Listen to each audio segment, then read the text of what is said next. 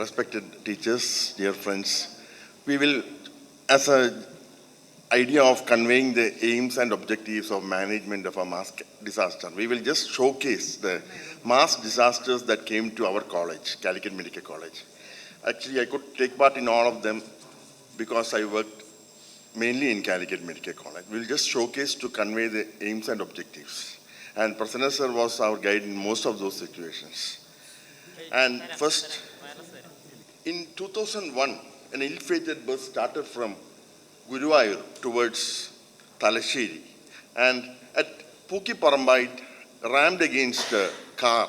And somehow the oil tank got fired and the whole bus was converted into a fireball.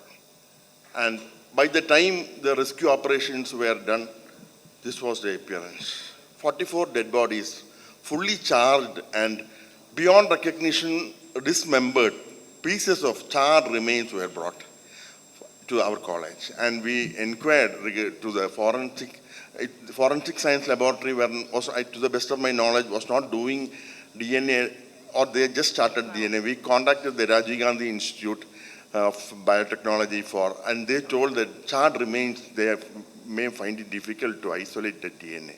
So identification was the problem for these 44 bodies. And we made a public addressal system.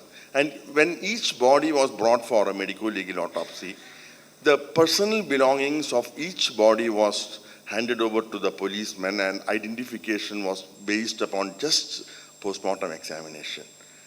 The conductor was identified by a piece of burnt cloth, khaki-colored cloth on his adherent to the body. A Christian missionary was identified by a partly burned rosary on the body. And two people actually were confused whether it is their relative or not. And Chandra sir was our professor those days. Chandra sir asked both of them. And one woman was a multiparous who had undergone sterilization, when the other woman was a nulliparous woman. We opened up, we examined the uterus and handed over the body to the relatives of the nulliparous woman. That is how we identified the bodies. And even the previous history of a myocardial infarction was used for identifying, because we could not depend upon DNA. And 3 or 4 bodies are still unidentified, and they were buried by the district collector with respect to all the religion. Religious rites were given for all the religion, and they were buried, and the graves were marked. We just had a lot of charred tissues and cooked blood. And I was doing my PG those days. I could not eat non-vegetarian for 1 week because of the cooked meat smell. It was very difficult for a beginner to accept that mass disaster. Now, coming to the next one we had was in 2001, a Mangalore-Chennai passenger mail on the way to Mangalore got derailed at Kadalundi railway. 3 of the compartments fell into the water. And the bodies, almost 59 people were killed and 7 were missing. The bodies were brought, but fortunately for us, all the 3 bogies were reserved compartments. So they had the details of the passengers in the railway records. And all the bodies which were identified were subjected for post-mortem in the beginning. And then all the unidentified bodies were subjected for post-mortem. And then we preserved those bodies in the freezer, and slowly people came searching for their near and dear ones. And we just imagined if it was an unreserved compartment, we would have still had a lot of unclaimed bodies even now. So the death was due to drowning, injuries, and traumatic asphyxia in a few cases. And one person was brought in a position of tying the shoelace, and because he was going to get down at Kozhikode, so he was in a position of tying this shoelace. So the next mass disaster which we had was the Karipur plane crash, and that was during the COVID period. And it was actually a Vande Bharat plane to bring people from Middle East. And during the COVID period, the challenge which we faced was doing the autopsy of the pilot and the co-pilot. The autopsy of the pilot was done by Prasanna sir, and there was a protocol for doing autopsy in aircraft dress. We went through the Google before doing that, and the aviation minister conducted an inquiry how the autopsy was done, and they even remarked that we have not missed anything. And even the bone marrow we preserved for, the whole lung was preserved, even the bone marrow was preserved for histopathology as per the protocol. The lungs were preserved to identify any noxious gases in the cockpit. So the tabletop airport of Kozhikode, Karipur was the issue, and the heavy rains prevented the plane from landing. And one person was found to be COVID positive. One of the deceased was COVID positive, and we handed over the body to the state for disposal by the protocol. The wife was permitted to come and see the body wearing a PP kit, but we could not hand over the body to the wife because of the COVID protocol prevailing at that time. And the pilot and the co-pilot had died of injuries. The co-pilot died of contusio cordis, and it just dipped down 30 to 40 feet down the airport because it's just like a tabletop. And the next calamity we faced was the Thanur boat accident. And it was actually a fishing boat, and it was converted to a recreational boat by the owner. And we came to know the difference. The bottom of the fishing boat will always be rounded, and the recreational boats which carry tourists and passengers should always be flat. That was the reason. And overcrowding and overloading of the recreational boat. Actually, 37 passengers were were in that boat, and 22 died. And most of them died because they got trapped underneath the capsized boat, which was overturned. And there was a big hue and cry against the usage of such illegal boats for recreational activities. All cases were drowning, and the identity was not a crisis problem at all because all the people were identified within a few hours. And then we had this was the boat that capsized. And now we have the Kerala floods, 2018, 2019, and 2020. There's a saying that if you are praying for the rains, you have to prepare for the floods. A lot of issues came. Even global warming was considered, heavy rainfall. They told that the carbon dioxide had created a covering for the earth and prevented the heat of the sun coming into the earth, and that has resulted in bursting of the clouds. But in all the three, there was one man-made error, that is the faulty management of dams. That was a contributory factor for all the three floods because we were not used to managing the floods. And most of the cases were drowning, and people blame the depression in the Arabian Sea, and the tragedy of that small landslides also occurred. Because whenever you cut a tree, you should think of the root and the tree, because it prevents the soil erosion. Small landslides occurred in Wayanad and other suburbs, and that also contributed to the damage and the death of the people. Then this Oki cyclone storm, we faced that in Kozhikode. And the fishermen, poor fishermen who went to the sea beyond 50 nautical miles, they usually go up to 200 nautical miles. They could not be informed about the storm. And most of them were brought in a state of adipose formation. And I still remember one body was identified by the tattoo of a fish on the body by the relatives. Even bodies from Lakshadweep had swept along the water to our coastal areas. So that was also considered as one of the disasters in Kerala. You can see the heavy storm that occurred, and the damage to the buildings also resulted in crush injuries to the body. And now the Kavalapara landslide. We went to Malappuram district and did the autopsy from there. You just compare the Kavalapara landslide and the Wayanad landslide. The casualty was very much less here, probably because of there were no floods or rain or water bodies. Just almost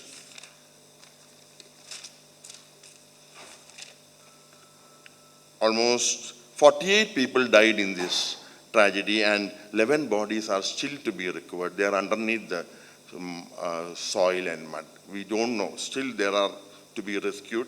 And the unprecedented monsoon rainfall and the unsustainable agricultural practice was alleged to be the cause of this tragedy. And the mortuary was a mosque. For the first time in the history, a mosque was turned into a mortuary. And our team went and did postmortem from the mosque.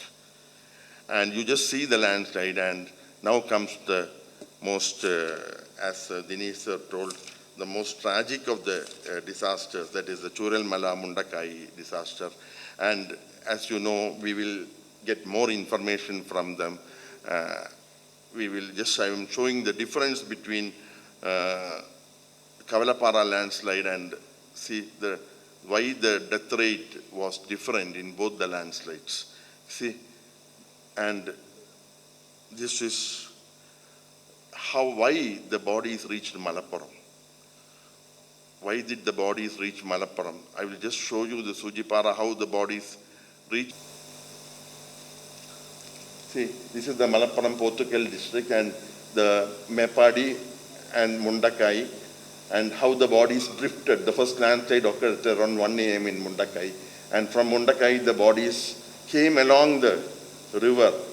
See, most of the houses near the river was washed off, and the bodies were Churalmala. This is the Churalmala area. And the bodies came. Another landslide, as Dinesh sir told, occurred at 5:45. And this is the Sujipara waterfall.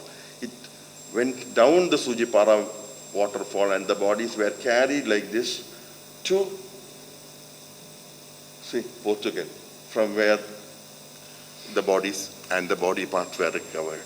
So possibly, because of the rockfall, because of the fall through the Sujipara waterfall and the traumatic forces, the bodies were dismembered. Now we will just ask questions to the people who manage the Wayanad disaster so that it will be of use to the next generation who may have an opportunity to manage the disasters. Dr. Dinesh, what all obstacles did you face officially in the decision to conduct medical legal autopsy in all cases? Did you feel it was practical because you did not know the number of people who died? Did you think it was practical? Obstacles എന്ന് പറയുമ്പോൾ നമ്മുടെ ജില്ലേനെ അപേക്ഷിച്ചിട്ട് നമുക്ക് forensic സർജൻസിൻ്റെ ഒരു scarcity തന്നെയായിരുന്നു ഏറ്റവും first ഒരു obstacle. അത് നമുക്ക് ഡിഫറെൻറ്റ് ഡിസ്ട്രിക്ട്സ് എന്നുള്ള ഫോറൻസിക് സർജൻസ് വന്നതോടുകൂടി നമുക്ക് ആ ഒബ്സ്റ്റക്കിൾസ് മാറി. പിന്നെ വലിയൊരു ഒബ്സ്റ്റക്കിൾ എന്ന് പറഞ്ഞിട്ടുണ്ടെന്നുണ്ടെങ്കിൽ പൊളിറ്റിക്കലി ആയിട്ടുള്ള കുറച്ച് പ്രഷറായിരുന്നു. കാരണം ഇത്രയും ഒരു ലാൻഡ്സ്ലൈഡ് അല്ലെങ്കിൽ ഒരു ഡിസാസ്റ്റർ നടക്കുന്ന സമയത്ത് നമുക്ക് ഓട്ടോപ്സി വേണോ ഇല്ലേ എന്നുള്ളത് അതായിരുന്നു ഒരു മേജർ ഒബ്സ്റ്റക്കിൾ എന്ന് തന്നെ പറയാം. അപ്പോൾ ആ ഒബ്സ്റ്റക്കിൾ ഒഴികെ വേറെ നമുക്ക് ജില്ലയിൽ വേറെ തടസ്സങ്ങളൊന്നും ഉണ്ടായിട്ടില്ല. വേണോ വേണ്ടേ ഓട്ടോപ്സി എന്നുള്ളത് മാത്രമേ ഒരു പ്രശ്നങ്ങളായിട്ട് തോന്നിയിട്ടുള്ളൂ. പിന്നെ HR-ൻ്റെ ആയിരുന്നു, അത് നമ്മൾ മാനേജ് ചെയ്യാൻ സാധിച്ചു. Was it an official decision to conduct autopsies? Because in the railway tragedy, the railway minister had informed that autopsy was not required earlier. But later the police reconsidered that decision and they made us do an autopsy overnight. Was there a decision of not conducting an autopsy? നമുക്ക് MLA-മാരുടെയും അതുപോലെ തന്നെ ജില്ലാ പഞ്ചായത്ത് ആ ഒരു ഭാഗത്തുനിന്ന് autopsy ആവശ്യമുണ്ടോ എന്നുള്ളൊരു ചോദ്യമാണ് വന്നത്. അപ്പോൾ അത് നമുക്ക് ഹെൽത്ത് ഡിപ്പാർട്ട്മെൻറ്റ് മാത്രമായിട്ട് തീരുമാനിക്കാവുന്ന ഒരു കാര്യമല്ല. അത് സ്റ്റേറ്റ് ആണെന്നുണ്ടെങ്കിലും ഡിസ്ട്രിക്ട് അഡ്മിനിസ്ട്രേഷനും തീരുമാനിക്കേണ്ട ഒരു കാര്യമാണ്. നേരത്തെ പറഞ്ഞ പോലെ ഡിസ്ട്രിക്ട് കളക്ടർ അവൈലബിൾ അല്ലായിരുന്നു. കാരണം എന്താ വെച്ചാൽ മാഡം ഓൾറെഡി സൈറ്റിലായിരുന്നു, റെസ്ക്യൂ സൈറ്റിലായിരുന്നു. അപ്പോൾ മാഡത്തിൻ്റെ ഒരു തീരുമാനം ഇല്ലാതെ നമുക്കതിലൊരു ഓർഡർ ഇറക്കേണ്ടത് ആസ് എ ഡിസ്ട്രിക്ട് മജിസ്ട്രേറ്റ് എന്നുള്ള രീതിയിൽ ഡിസ്ട്രിക്ട് കളക്ടർ തന്നെയാണ്. പോസ്റ്റ്മോർട്ടം വേണോ വേണ്ടേ എന്നുള്ളത്. അപ്പോൾ അതിലൊരു തീരുമാനമാകാൻ വേണ്ടിയിട്ട് മാഡത്തിനെ വിവിധ തരത്തിൽ ബന്ധപ്പെടാൻ ശ്രമിക്കുകയും മാഡത്തിനെ കിട്ടുകയും മാഡം അതിൽ അങ്ങനെ ആവശ്യമുണ്ടെന്നുണ്ടെങ്കിൽ നമുക്ക് ഓട്ടോപ്സി ഒഴിവാക്കാൻ വേണ്ടിയിട്ടുള്ള ഒരു തീരുമാനത്തിലേക്ക് എത്താം എന്നുള്ളത് പറയുകയും അതിൻ്റെ ഭാഗമായി How was it reconsidered? Later it was suspended. That decision was suspended. Yes മാഡമായിട്ട് ഡിസ്കസ് ചെയ്ത സമയത്ത് മാഡം അങ്ങനെ ഒരു ഓർഡർ ഇറക്കാം. നമ്മുടെ ടെക്നിക്കൽ ഭാഗത്തുനിന്നും അതുപോലെ തന്നെ പൊളിറ്റിക്കലി ഉള്ള കാര്യത്തിലും തീരുമാനം അങ്ങനെ ആക്കാമെന്ന് പറയലും DDMA ഭാഗമായിട്ട് as a chairperson to DDMA madam order ഇറക്കി. ഓർഡർ ഇറക്കിയ സമയത്ത് സ്റ്റേറ്റ് ലെവൽ ഒഫീഷ്യൽസിൻ്റെ അടുത്തുനിന്ന് അങ്ങനെ ഒരു ഓർഡർ ഇറക്കാനുള്ള സാഹചര്യം എന്താണെന്നുള്ളതും അത് റീകൺസിഡർ ചെയ്യണം എന്നുള്ളത് സ്റ്റേറ്റ് ലെവൽ ചീഫ് സെക്രട്ടറി തലത്തിൽ ഡിസ്കഷൻ വരികയും അങ്ങനെയൊരു ഓട്ടോപ്സി ഇല്ലാതെ നമ്മൾ മുന്നോട്ട് പോയിട്ടുണ്ടെന്നുണ്ടെങ്കിൽ ലീഗലി ഇഷ്യൂസ് ഉണ്ടാകാൻ സാധ്യതയുണ്ടെന്നുണ്ടെങ്കിലും അതുപോലെ തന്നെ അവർക്ക് ക്ലെയിം പല രീതിയിലുള്ള ക്ലെയിമുകൾ വരുന്ന സമയത്ത് അതിനും ബുദ്ധിമുട്ട് വരാൻ സാധ്യതയുള്ളതുകൊണ്ടും എല്ലാ ബോഡീസും ഓട്ടോപ്സി തന്നെ ചെയ്യണം എന്നുള്ള ഒരു തീരുമാനത്തിലെത്തുകയും അതുകൊണ്ട് DC ഇറക്കിയ ഒരു ഓർഡർ സസ്പെൻഡ് ചെയ്യുക ചെയ്തത്. Dr. Dahir, you are actually running the show inside the mortuary. Your presence and contribution inside the autopsy room was noteworthy. What are the limitations you faced? While even though there were a lot of doctors and supporting staffs, how did you manage the manpower there? Sir, initially 30th തന്നെ ഇങ്ങനെ ഒരു plan വന്നു. DM പറഞ്ഞു. അത് മുന്നേ 4 years മുന്നേ ഉണ്ടായിട്ടുള്ള land സ്ലൈഡിൽ മേപ്പാട് CHC അന്ന് ഞാൻ ഡ്യൂട്ടിക്ക് ഉണ്ടായിരുന്ന ആളായിരുന്നു. അന്ന് ഫസ്റ്റ് ബോഡി വന്ന അവിടെ ഇൻക്വസ്റ്റ് മാത്രം നടത്തിയിട്ടുണ്ടായിരുന്നുള്ളൂ. ഈ ഇഷ്യൂ വന്ന സമയത്ത് ഡോക്ടർ അജിത് സാറും പിന്നെ ടീമും DM സംസാരിച്ചപ്പോൾ ഐസൊലേഷൻ വാർഡ് PM കൺവേർട്ട് ചെയ്യാൻ തീരുമാനിച്ചു. അപ്പോൾ അതിൽ വേണ്ട സൗകര്യങ്ങൾ എന്തൊക്കെയാണെന്നുള്ളത് as a PSC MO I don't anything. So I discuss with Ajith and team. അപ്പോൾ അവർ പറഞ്ഞു ഇങ്ങനെയൊക്കെ തന്നെ. അപ്പം as a charge medical officer I know how to എന്താ പറയുക we should ask the LSDD DMO and his administration. അപ്പോൾ അവർക്ക് ആവശ്യമായ രണ്ട് തരത്തിൽ ഇതിൽ മാനേജ് ചെയ്യണം സാർ. നമുക്ക് lot of doctors coming from Calicut, Thrissur, Alappuzha എല്ലാവരും ഡോക്ടേഴ്സ് എല്ലാവരും വരുന്നുണ്ട്. ബട്ട് ഓട്ടോപ്സി ചെയ്യുന്നതോടൊപ്പം തന്നെ അവർക്കുള്ള വർക്കിംഗ് അറ്റ്മോസ്ഫിയർ സ്മൂത്താക്കി കൊടുക്കണം. കാരണം സെക്കൻഡ് ഡേ തേർഡ് ഡേ ആണ് എനിക്ക് ഡോക്ടർ മുതുലാൽ എന്നോട് പറഞ്ഞത് this no situation the third day. അപ്പോൾ അവിടെ എക്സോസ് വേണമെന്ന് ആവശ്യപ്പെട്ടു. അപ്പം ഇതൊക്കെ ചെയ്യുന്നത് ആ റിസോഴ്സിനെ മാനേജ് ചെയ്യാൻ വേണ്ടിയിട്ട് ഒരു ടൈം ടേബിൾ ആക്കി വെച്ചിരുന്നു. അപ്പോൾ ഇതിലേക്ക് ആവശ്യമായ റിക്വയർമെൻറ്റ് ത്രൂ DMO ഡിസ്കസ്മിഷനിൽ പോകുമായിരുന്നു. പിന്നെ lot of support from LSDD and volunteers ഉണ്ടായിരുന്നു. NGOs? Lot of NGOs, sir. And even from the private DM WIMS, all private medical college എല്ലാവരും സാർ ഫുൾ ടീം സപ്പോർട്ട് ചെയ്യേണ്ടായിരുന്നു. പിന്നെ ഏറ്റവും എടുത്തു പറയേണ്ടത് അപ്പം ഇവരുടെ റിക്വയർമെൻറ്റ് അനുസരിച്ചിട്ട് 10 ടേബിളായിരുന്നു ഓട്ടോപ്സി ഐസൊലേഷൻ വാർഡിൽ ഉണ്ടായിരുന്നത്. അപ്പോൾ 10 ടേബിളും നമുക്ക് ഓട്ടോപ്സിക്ക് വേണ്ടി കൺവേർട്ട് ചെയ്യണമെന്ന് പറയുകയും അപ്പം ഞാൻ പറഞ്ഞിരുന്നു അപ്പം as per DMO we are expecting 400 around bodies എന്ന് എക്സ്പെക്ട്. അപ്പോൾ അതിലേക്ക് ആവശ്യമായ റിക്വയർമെൻറ്റ്സ് HR ആണെങ്കിലും കൺസ്യൂമേഴ്സ് ആണെങ്കിലും SU ഡിസ്കസ് ചെയ്തിട്ട് അത് പ്ലാൻ ചെയ്ത് വെച്ചിരുന്നു. പിന്നെ ഇപ്പം ഫസ്റ്റ് ഡേ കാലിക്കറ്റ് മെഡിക്കൽ സാർക്ക് ടീം വന്നു. പിന്നെ നെക്സ്റ്റ് വരുന്ന ടീം ആരാ വരുന്നത് എന്നുള്ള ഡയറക്ഷൻസ് DM എനിക്ക് തന്നു. അപ്പോൾ അത് അവർക്ക് അനുസരിച്ചിട്ടുള്ള ഒരു ടൈം ടേബിൾ ഈ ടീം ടീമാണ് അന്ന് ഫസ്റ്റ് നെക്സ്റ്റ് ഡ്യൂട്ടി എടുക്കേണ്ടത് അജിത്ത് ഡിസ്കസ് ചെയ്തിട്ടൊക്കെ ഞങ്ങളൊരു പ്ലാൻ ആക്കി വെച്ചിരുന്നു sir. Okay. How did you manage the communication issues? You were involved in the public relation also. The queries of the public and the administration regarding happenings in the autopsy room, including the information management. അപ്പം sir അത് ഭയങ്കര ചലഞ്ചായിരുന്നു തുടക്കത്തിൽ. നേരത്തെ DM sir പറഞ്ഞതുപോലെ തുടക്കത്തിൽ ധാരാളം politics വന്ന് ചോദിക്കായിരുന്നു. ഒന്ന് ഹോൾഡ് ചെയ്യാൻ പറ്റുമോ, PM ഹോൾഡ് ചെയ്യാൻ പറ്റുമോ, CM മീറ്റിംഗ് നടന്നുകൊണ്ടിരിക്കുന്നുണ്ട്, ചാൻസസ് ഫോർ. അപ്പോൾ വാട്ട് ഐ ടോൾഡ് ഈസ് ഏത് പോയിന്റിലാണ് ഓർഡർ വരുന്നത് that time we'll stop the autopsy, but we are going to continue autopsy. അങ്ങനെ ഡിസിഷൻസ് വളരെ ബട്ട് നമുക്ക് ഒരിക്കലും പറയാൻ പറ്റില്ല അത് നിങ്ങളുടെ ഡിസിഷൻ എല്ലാം ഒരിക്കലും ആ മോബിനെ നമുക്ക് പ്രൊവോക്കേറ്റ് ചെയ്യാൻ പറ്റില്ല. അപ്പോൾ വിൽ കൺവിൻസ് ദം എപ്പോഴാണ് ഓർഡർ വരുന്നത് ആ സമയത്ത് നമുക്ക് ഓട്ടോപ്സി നിർത്തി വെക്കാം. പക്ഷേ ഇപ്പോൾ നമ്മൾ കണ്ടിന്യൂ ചെയ്യും. കാരണം നമുക്ക് ഏകദേശം ഒരു 400ഓളം ബോഡി വരാനുണ്ട്. അപ്പോൾ അത്രയും വന്നു കഴിഞ്ഞ് കഴിഞ്ഞാൽ നമുക്കത് പ്രശ്നമാവും. ബന്ധുക്കൾക്കും അവരുടെ കുടുംബങ്ങൾ വിട്ടുകൊടുക്കാനുള്ള സമയം വൈകുന്നത് കൊണ്ട് നമുക്ക് ഓട്ടോപ്സി തുടങ്ങി വെക്കാം. അങ്ങനെ ഓർഡർ. പിന്നെ ഉണ്ടായിരുന്ന കമ്മ്യൂണിക്കേഷൻ പ്രശ്നം എന്താ വെച്ചാൽ അൺഐഡൻറ്റിഫൈഡ് ബോഡി PM-ലേക്ക് കയറ്റിയിട്ടായിരിക്കും ബൈസ്റ്റാൻഡേഴ്സ് വരുന്നത്. ഞങ്ങൾക്കൊന്ന് PM റൂമിൽ കയറിയിട്ട് ബോഡി കാണാൻ പറ്റുമോ, ഐഡൻറ്റിഫൈ ചെയ്യാൻ പറ്റുമോ എന്ന് വെക്കും.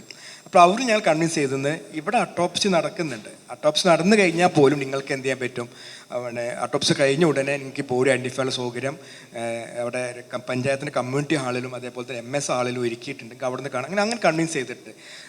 2 കേസായിട്ട് എനിക്ക് തോന്നുന്നത് അവർ അത്രയും ഒരു 3rd or 4th day പറഞ്ഞു അവരെ മാത്രം നമ്മൾ അട്ടോപ്സി റൂമിലേക്ക് കയറ്റിയിട്ട് കാണിച്ചു കൊടുത്തിട്ടുണ്ടായിരുന്നു. 2 case.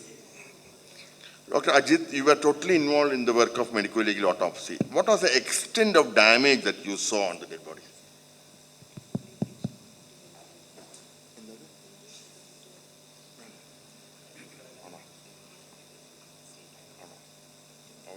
There is a request from the organizers that if we can communicate in English, it will be useful for people outside Kerala also. Sure. It's okay. Dr. Ajit, can you just elaborate regarding the extent of damage you saw on the dead bodies? In the initial day, when as Dahar and Dr. Dahar and Dinesh sir told, in the morning itself we have to start the autopsy. So in the morning till we get help from the Calicut, the injuries were there, but there were identifying features. There were no difficulty for identification because facial features were the injuries were there. But from the evening onwards, what we faced is that the injuries were more complicated. That is, most of the bodies were amputated or amputated parts were brought. So from the evening onwards, it was very difficult for us for the identification also, and also for the charting the injuries, because the injuries were so much injuries were there and we can't miss anything. So we have to we had a plan. We will do from the first case onwards, we will do almost complete autopsy. So you have to record all the injuries.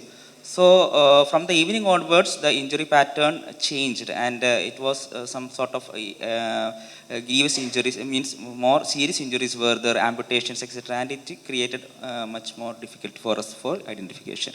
Did you get any parts of the body? Yes. You had. We How had- did you plan the strategy of identifying? Before starting, as sir told, we had a communication with the regional forensic science lab, that is Kannur, where we have to send the DNA samples. So the madam who is in charge of the joint director, Dr. Bushara madam, we had contacted madam. So madam told that we had a communication. So we had a plan. So the initial days before the bodies without decomposition changes, our plan was to take the DNA samples. DNA samples. What was the importance of collecting forensic evidence during the mass disaster in addition to DNA sampling?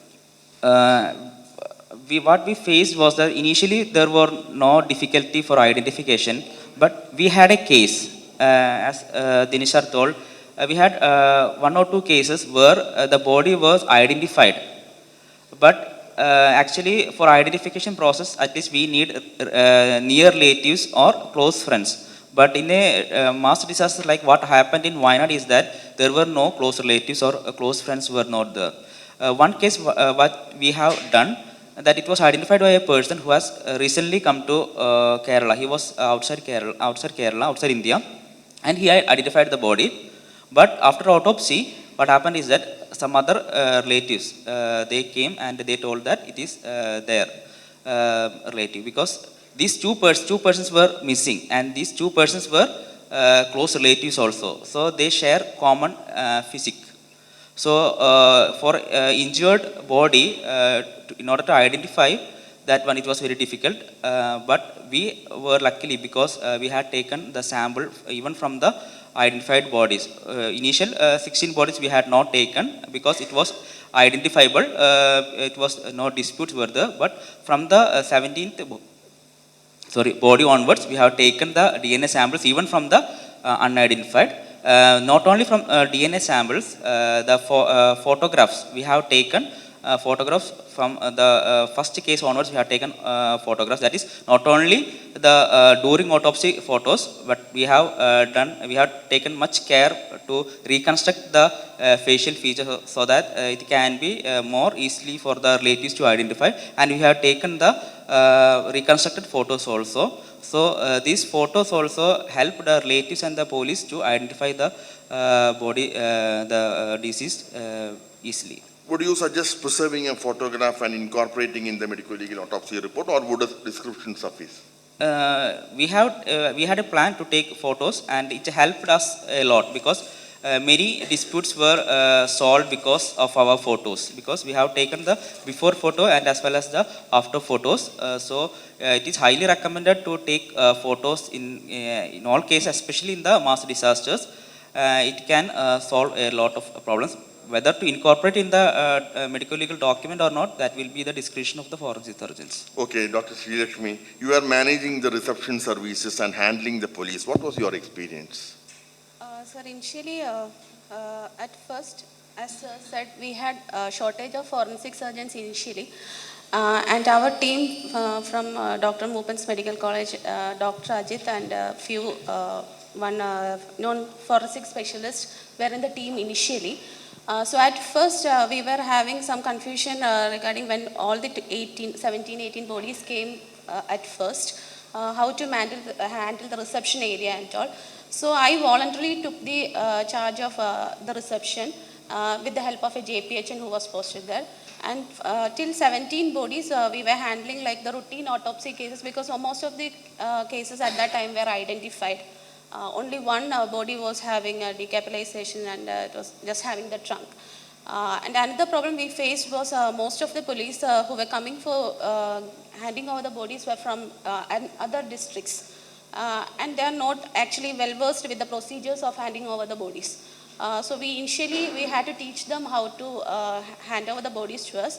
So I managed that particular area, and I allowing all the other persons to maximum their services taken for doing the autopsy services.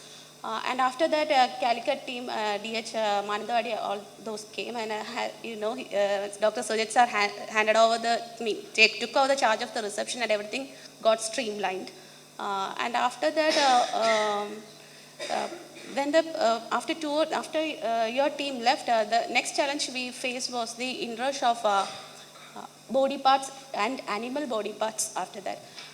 To tackle, Was there a veterinary doctor to support you? Was there a dental surgeon to support you? Yes, in the first day itself, after I think by evening on the first day, the dental surgeons joined us to help to collect the dental samples for DNA examination. And third day onwards, we had veterinary surgeons in the team, and we were actually posting every day. We are posting a duty list. How many dental surgeons and how many veterinaries who and with their phone numbers, and we were like when the bodies or body parts come, they were informed, and we were able to give certificates to the which was animal body parts.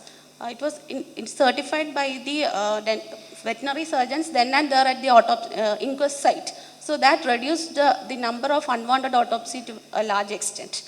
Then after that, actually everything got streamlined, and it was there for about 26 days. The Mepadi reception was handled by Can you say a few words regarding the importance of documenting, as the number of bodies were only known with a number, body number and postmortem number? Yes, sir. Actually, at first we had bodies from the Moopens Medical College also. So they were numbering according to their number system. They were having few numbers there, and the same numbers we were having at the autopsy site also at first. Then everything got streamlined, and we were managing the bodies by putting two numbers on top of the body. That is the body number and the PM number. And when the police come to the reception area, we will write down which body number and PM number is entering that area. And when they finish the autopsy, we will go personally and check both the numbers are written on the body, on top of the body. This reduced so much confusions, and we were able to manage. The numbers were well documented, and it was cross-checked. Okay. Dr. Dinesh, how did you coordinate the recovery and identification of dead bodies? As a lot of bodies were identified even before the postmortem. How did the bodies come to the postmortem room after identification? Sir, after identification, there won't You be made the relatives identify. Yes. How did you know which all relatives to be Actually, called? one Asha worker is there. She is also a ward member. She identified most of the bodies. Oh. She is the key person. She to knew all the identify- people staying there. Yeah. She was earlier Because Asha the worker, whole family died in some but situations. she identified. Oh, those the family Asha members worker also. identified the bodies Yes. before postmortem. Yes. Most of the bodies. One person is there. She identified Oh. most of the bodies. Okay. Were there any mix-up of bodies? Did you have to depend on DNA analysis in Yes, bodies yes. identified? Yes, that I presented in the. Yes. No, you presentations have of- already identified a body, and Yeah. was there a mix-up? And again, you have to depend on the DNA analysis. Yes, yes. You had to. Yes. We So, had. it is wise to preserve DNA even on unidentified and identified Identified. bodies during mass It's- disaster. Yes. In the mass disaster, it's essential to preserve the DNA samples. In all That is- cases, in even all though cases, it is Even it identified. is identified. Okay, good. How did you manage the human remains recovery? What did you do with them? That's already Dr. Sri Lakshmi Now, how did you mentioned. dispose them? Not- You gave not it back to human- the relatives or you disposed them? Yeah, it's disposed as per state guidelines in the. No relatives came to claim the. Yes, one or two relatives came because they identified with that tattoo marks. Was a and, DNA done for all the body yes, parts? yes, All the yes, body parts? Yes, We all had the body preserved parts we for took the DNA. samples. Did you have a victim identification center where the relations could gather information about their lost near and dear ones? Yes, we have three centers. One is in police station. That police person deals with the missing persons details, and we have two centers. One is APJ Community Hall and MS Auditorium, where we kept the bodies and relatives came there for the identification. How did you, Dr. Daher, how did you manage the decontamination of the autopsy room? Because every day it was so clean in the morning. Sir, we had a good HSC team there. So we already informed DMO and the administration we should have a good supporting staff from all the peripheries. So we, for on all shift, we are assigned one head nurse in charge HIC who should manage the infection control practices in that isolation ward. All the three of us from Kozhikode had severe viral fever after coming back. I And we were on antiviral. No, sir, I think others didn't get any. I think people get from. And I called you, Dr. Dinesh, and informed you that we are having this I think rest of the problem. I got the information that you came with that symptoms. Dr. Ajit, I would like to ask you a few more questions because you were managing the entire show.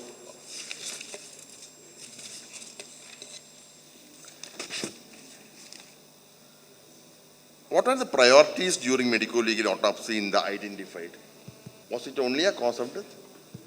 No, first priority was the identification itself, because even though, as sir told, identified body, it can be a misdiagnosed one, because it can be happen because the facial injuries, that was the challenging one for us, because facial injuries, decapitated wounds, etc. In order to, it can be identified because similar persons can happen. So our first priority was its identification itself, even in the identified body.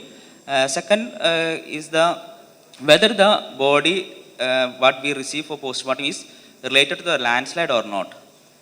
Because it can be, since it's a landslide case, the bodies, there was a Muslim burial site also there. So, or it can be from the burial site, it can be from the previous days. So, our second priority was to confirm whether this body what we are doing is related to the landslide or not. So in that case, we have looked for the injury patterns and also whether there is a mud inside the trachea and etc. That was also considered.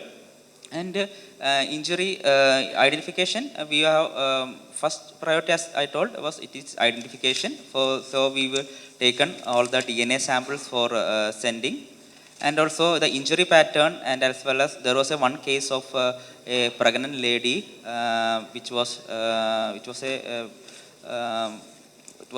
what I can't manage that thing, or one of the JPHN, as Sri Lakshmi told, it was the patient of that JPHN, and most of the staff who are working there, they had a emotional problems because they all are staying in the Maypadi itself, and they have lost their relatives. Even my problem was that I am staying in the Maypadi, and this incident has happened in the Maypadi, and many of my patients and many of my those I know personally, and most of the many students were the my that was from the school of my kid, Maypadi, Mount Tabor, and also Vim's hospital staff there were involved. So there was also emotional aspect also, but we have to control that thing, and we have to do the autopsy before the help comes. So in the identification, in the identified body itself, our first priority was to identify whether that is the identification is correct or not, and to save the sample. Did any of the bodies require a second autopsy? No, sir. To my knowledge, there were no second autopsy because our we have done we have taken all the samples, even including the photographs and the DNA samples. So and also injuries were also noted. We had done the complete autopsy, so the chance of second autopsy was not there. Now, Dr. Sri Lakshmi, in a mass disaster like Wayanad landslide, was the manpower and infrastructure arranged adequate for the crisis management, or would you suggest any improvement in the future search plan for mass disaster management in Wayanad? Actually, as Sir told, Wayanad is a very small district, and we have really, we don't have so many people at that place at that particular point of time. But the district administration, as you know, Dr. Dahar, Dr. Dinesh, everything was so well managed that when we actually want, sir, we need this, within a matter of time, it was there in front of us. They managed it so well with it, and so many volunteers came from all parts of Kerala. And we had house surgeons from our own hospital, then from a nearby district, AMC, TMMC, Calicut Medical College, and so many doctors were coming from in the banner of IMA, KGMA, like that. We were having help from all people in and around Wayanad. So I think we managed it well because manpower Would was you really suggest sufficient. a counseling room adjoining the autopsy room for the relatives and viewing the bodies? That was the only deficiency that we had there, because the corridor was very narrow, and there was no enough place for the relatives to at least expose their emotion in front of their near and Sir, dear actually, ones. it was not there at the autopsy, near the autopsy unit, but we had a place, two halls were arranged for displaying the body and relatives to identify. There was space constraint because it was only an FHC, sir, but we made the makeshift of autopsy room with an isolation ward. And later, they were having excellent facility for viewing the bodies at the hall and at the other center. One more question, Dr. Dahar. One of the biggest problems which we face in mass casualty is closing the body after the autopsy. How did you manage the workforce for closing the body after medical legal autopsy with expertise as that would have resulted in undue delay? Yeah, sir. After first day itself, we done 94 PM was then first day itself. So we give directions to staff nurse and other paramedic staff, and each table should have minimum 3 or 4 paramedic staff to help the doctors to. Just like doctors, you summon supporting staffs also from other yeah, institutions where autopsy is being done. Yes, sir. That was wonderful. Yeah, that's that done. Thank you very much. Would you like to contribute more? You can please contribute more, which is something out of these questions. I just want to add, because this what we have discussed is mainly on the Wayanad Autopsy Center, but we had another, as sir told, we had a second autopsy center not in the district of Wayanad, but in the Malappuram district.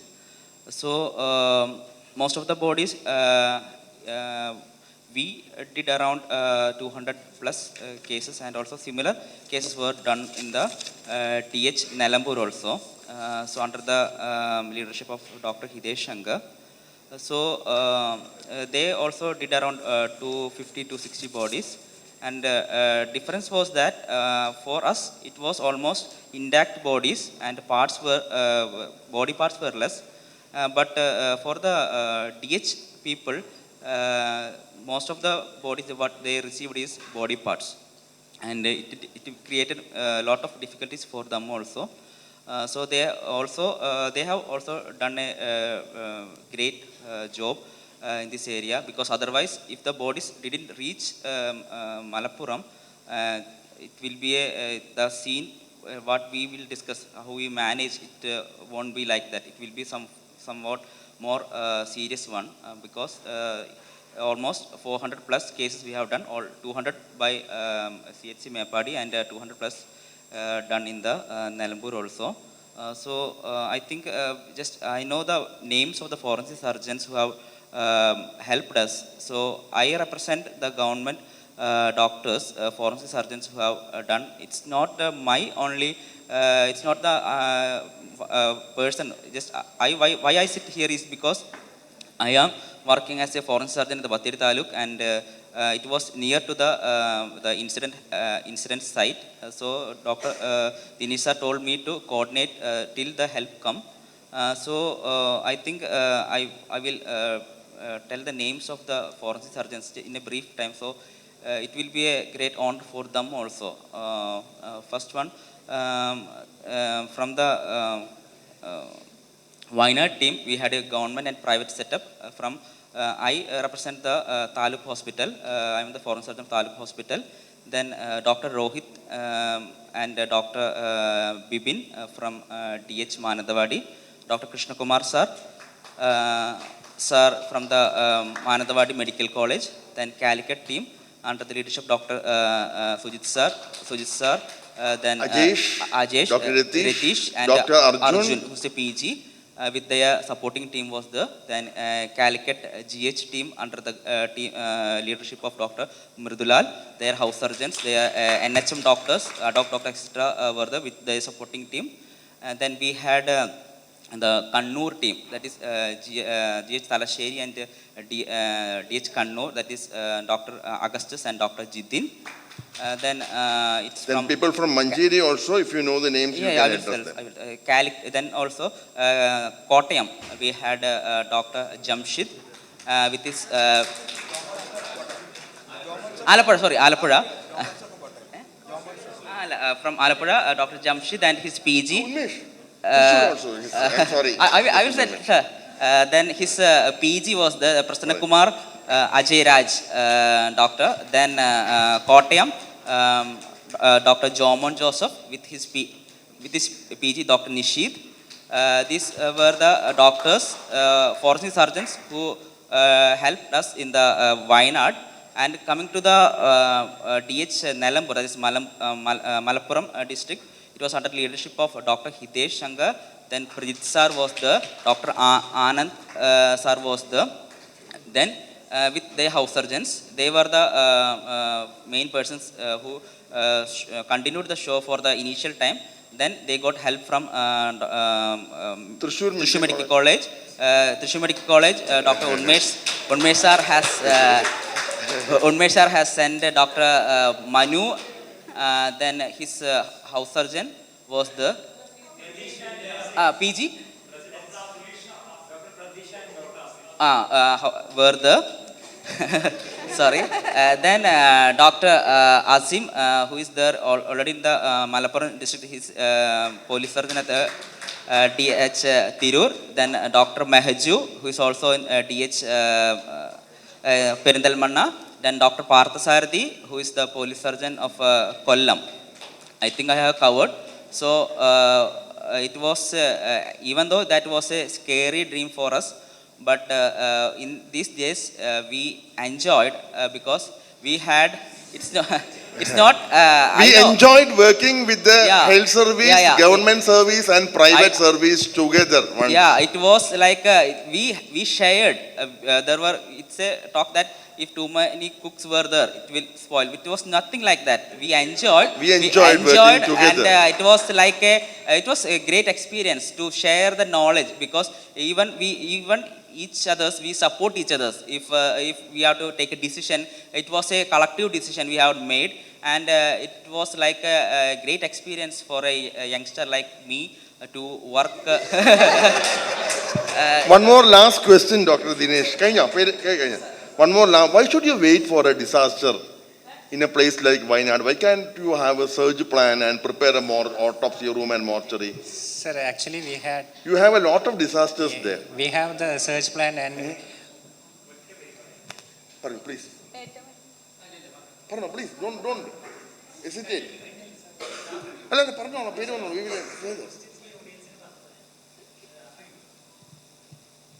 actually we have the search plan. We conducted mock drills before this landslide also. But main issue is that our district is a backward district. Most of the people are from other districts. So we have to face repeated transfer routes.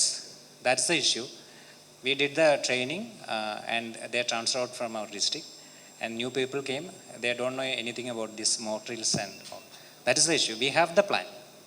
We have the Think search about plan. having a search plan and fix everything even before a disaster so that it will be easier for you. Yes. That's easier for us. Think about it. Yes, Please, yes. Umesh. Hello, I would like to add just one point. Actually, all of us, I mean, from the different medical colleges, we all had sent teams. After we have a very limited human resources, but even then we sent a separate team to Wayanad as well as Choralmala as well as Nilambur. And we enumerated the names of all doctors here, but we forgot to mention about the support staff. They were also the part of the forensic team sent to each places. I had sent my lab assistant and as well as the last grade servant, the mortuary attender. I know that they had done an exemplary work. Same from Kozhikode also. Same from Calicut as well as Alappuzha. We forgot to mention that. So I just wanted to share that. Hats off to all the supporting staffs also for contributing their share. Thank you very much. Any questions? President sir, please contribute something for us. Was there any body which was not involved in the landslide? We could not. Till now, in a mass disaster, we could not identify a body. Till now. Have we ever identified that in Kozhikode, sir? We could not. There's a chance. There is a chance, but we could not identify that till today. Scope of fingerprints, because you're looking at hands and mutilated bodies coming. So if you could take the fingerprint and the UADA has got the fingerprint. Any finger, it's a 10-digit fingerprint. Dr. Ajit, please Sir, contribute. we didn't do, I don't know. I don't think it was Forensic done. science people were there. They might have taken, because the inquest area, there were forensic science. I don't think they have taken or not. Police usually take. From here, before coming, they will take. But this case, I don't know, because most of the But we police never were from... saw black Sir, ink the on the bodies hands. were so We never saw mutilated. black ink on the hands Almost of the all the deceased. bodies were so mutilated that there were lot of abrasions on the hands, and we won't get a good fingerprint also. It was so mutilated and had a lot of abrasions on the digits.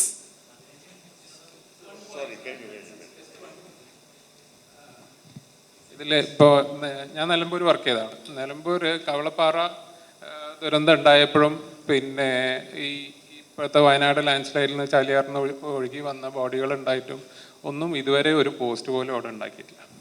Malappuram ജില്ലയിൽ മൊത്തത്തിൽ forensic health service സൈഡിലാണെങ്കിൽ ഒരു പോസ്റ്റും, Manjeri medical കോളേജിൽ ഇപ്പോൾ even night autopsy തുടങ്ങിയിട്ട് പോലും ഒരു post പോലും ഉണ്ടാക്കിയിട്ടില്ല.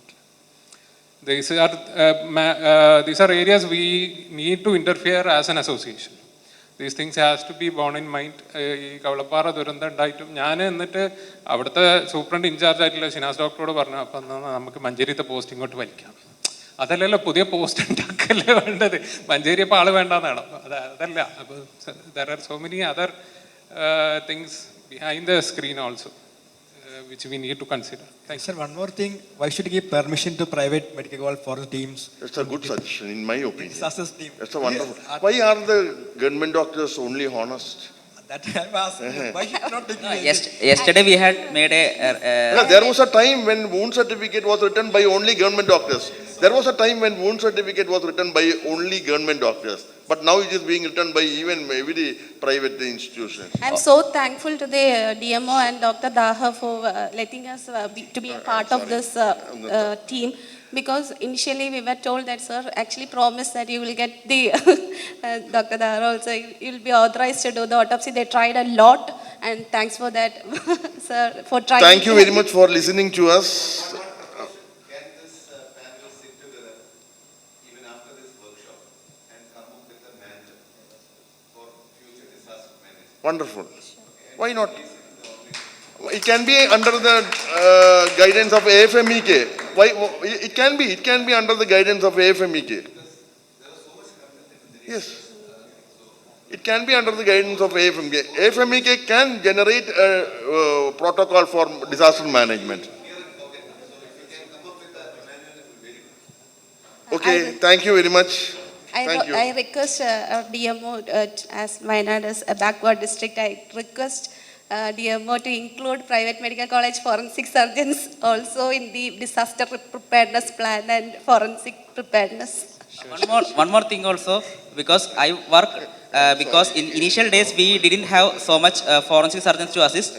So they came in the early morning itself. Dr. Sri called me and she told we are prepared and we will come. And I told, yeah, we will call. I will discuss the matter with the Dinesh sir. Sir told, okay, we will tell because right now I can't make an order. I will convey to the DC and will surely get the order.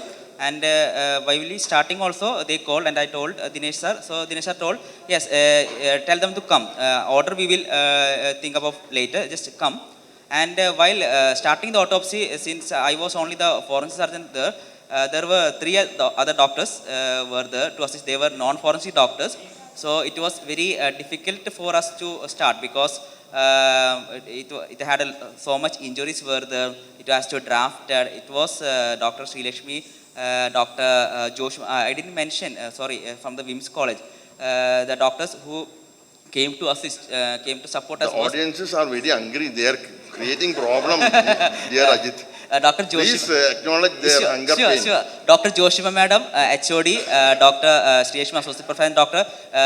Snehal, Assistant Professors were all there. And it was like that, the HOD of Forensic Department of WIMS, she was assisting, she was writing for the others, and the non-forensic doctors were doing. So it was, I can't bear that thing. It was difficult for me to see like a forensic, same department, one is doing, other is not doing, and it was difficult for me to. Dr. Ajit, they are crying. Yes. Okay. Thank you very much. You. Thank you very much. Thank you. We wind up the session. Thank you.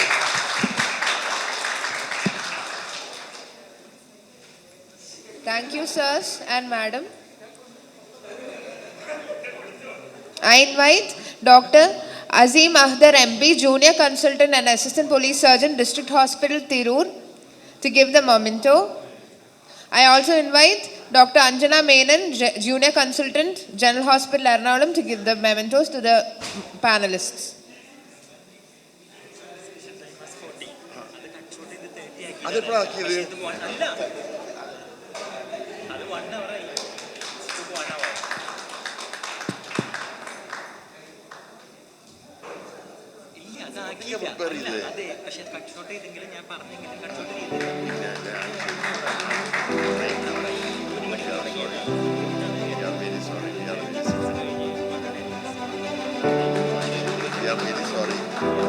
പക്ഷെ ആൾക്കാർ കുറച്ച് അറിയാതെ